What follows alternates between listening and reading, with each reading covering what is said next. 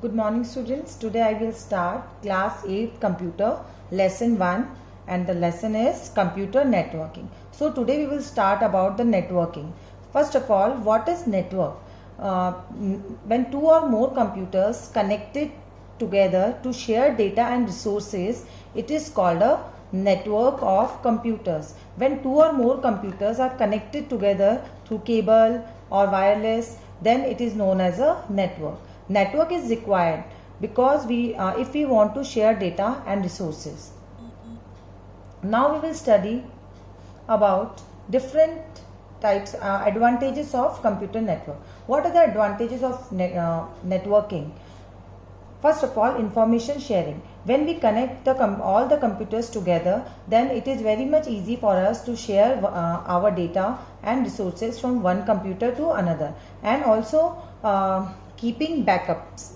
Second advantage is keeping backup. Backup means if your data is lost, then you can recover your data from another computer. So in this way, computer networking helps us in keeping the backup of your data in many computers.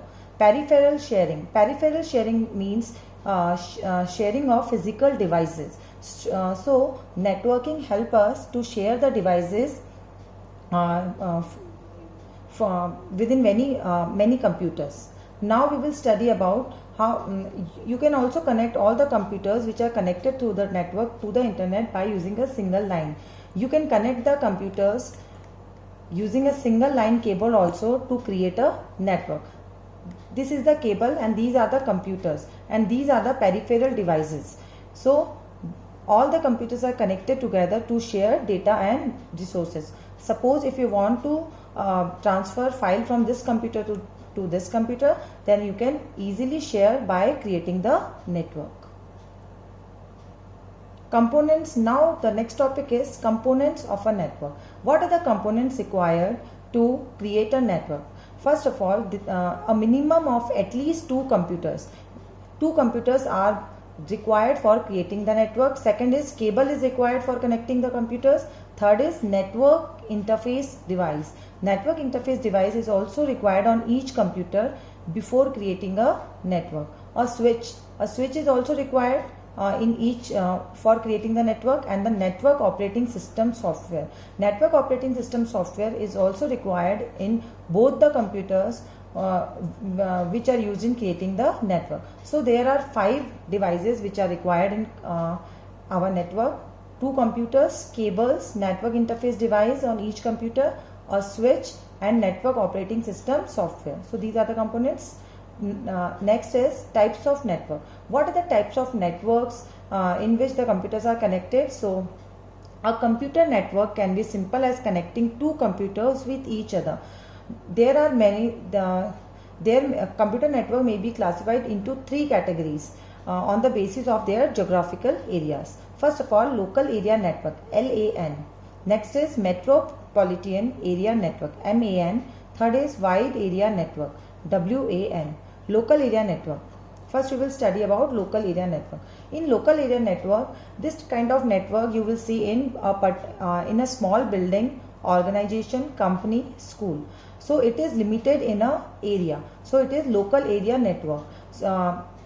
It is limited area like an office building, and the structure of LAN is like this. The computers are connected like this and in a small building. So next is metropolitan area network. When you want to connect the computers within a city, then you will use metropolitan area network. So within a city there is a branch office and a factory and a warehouse, and you connect all the computers together to a central office. So all they are forming a network. So network within a city is known as a metropolitan area network. Wide area network. When you want to connect the networks of different cities, then it is known as wide area network. Suppose this is the branch office at Delhi, Mumbai, Chennai and Kolkata, and these are the network of Delhi, Mumbai. Then if you want to connect all these, then it forms a WAN, wide area network. So wide area network is when you are connecting the networks of various cities, then it is known as wide area network. Next is The wide area networks, the transmission media used in wide area network include satellite links, optical fibers and telephone lines. For connecting the wide area network, for creating wide area network, we use satellite links, optical fibers and telephone lines. Comparative views of the different. Now we will see the comparison between LAN, MAN and WAN. You can see that this is LAN, and when all the LANs are combined together, it forms a MAN, metropolitan area network. When all the metropolitan area network connected together, they form a WAN, wide area network. So this is the basic difference. Again, I will tell you the difference, that LAN is within a company or in an office, when we are connecting a computer in an office only. Metropolitan area network is the network in which we are connecting the computer of the cities, and wide area network is the network in which we are connecting the computers of various cities, networks of various cities. Next is network topology. What is topology? First of all, topology refers to how we are connecting the computers. How we are connecting the computer is known as topology. Network. So in this topic we will study about the various topologies. There are three types of topologies here: bus topology, star topology and ring topology. In bus topology, there is a single cable, and through that single cable we are connecting the computers in this. So it forms a network, and this single cable carries the data to and from each node on the network called backbone. Only one device in this type of topology, only one device can transmit the data at a time. There is a coaxial T connector. T connector is also there. This T connector is used to connect the devices. This T connector is used to connect the devices in this topology. Next is advantages of bus topology. What are the advantages? The easy installation. The installation of this type of topology is very easy and easy to extend. Like if you want to add new computer, then you can easily extend the cable and you can add the new computer in the network. Now the disadvantages of bus topology. The disadvantages of bus topology is it is less reliable because it is difficult to reconfigure and fault isolation. In bus topology, the fault identification is very difficult, and if the cable or cable breaks, then all the communication, all the transmission stops, and no device will receive any kind of information. So this is the disadvantage of bus topology.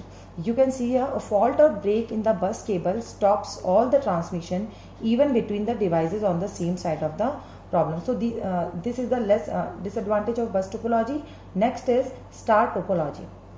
In star topology, all the computers are connected with the help of a switch. So if we want to send the data from one computer to another, then it will go through like this. The computer sent to the switch, and the switch will send the data to the another computer. So switch is required here for sending our data. The devices here are not directly linked to each other. The advantage of star topology is highly dependable. Each device needs only one link and one input-output port.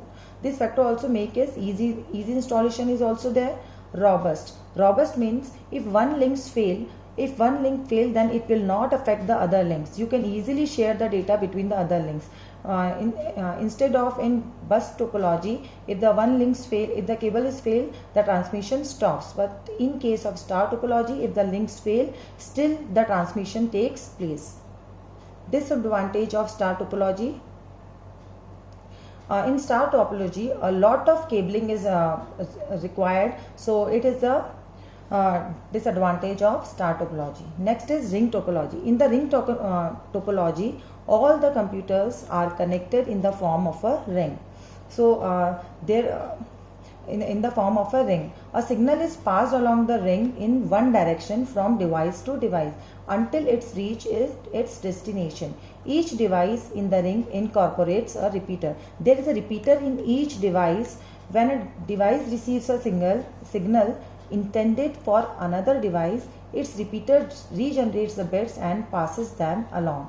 That means if for example, if this computer wants to send the information to this computer, and but by mistaken this computer receives the signal, then the repeater sends the signal to this computer.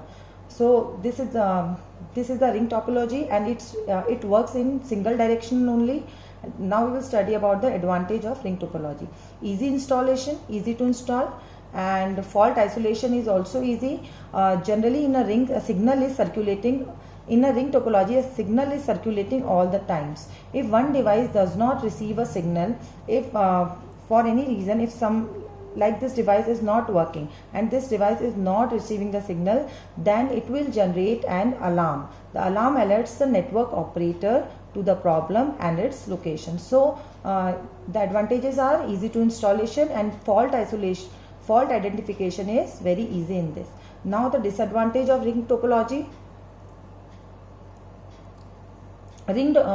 Disadvantage is that it is unidirectional in nature. In a simple ring, a break in the ring can disable the entire network.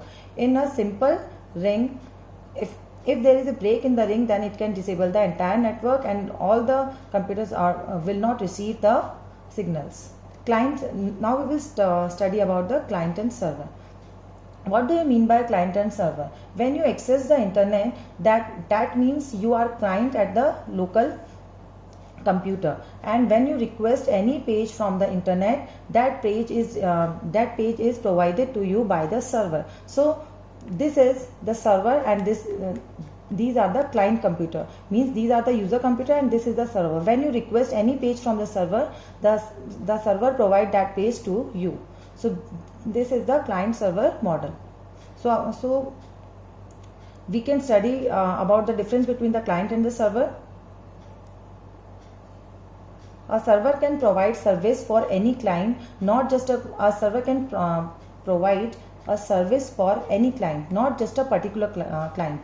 In other words, the client server relationship is many to one, means a server is always available to many clients, and client can be so a server is many to one.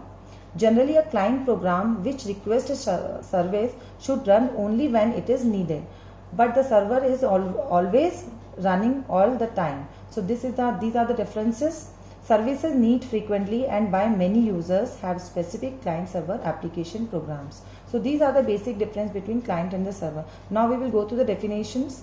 A client is a program running on the local machine, that is our computer.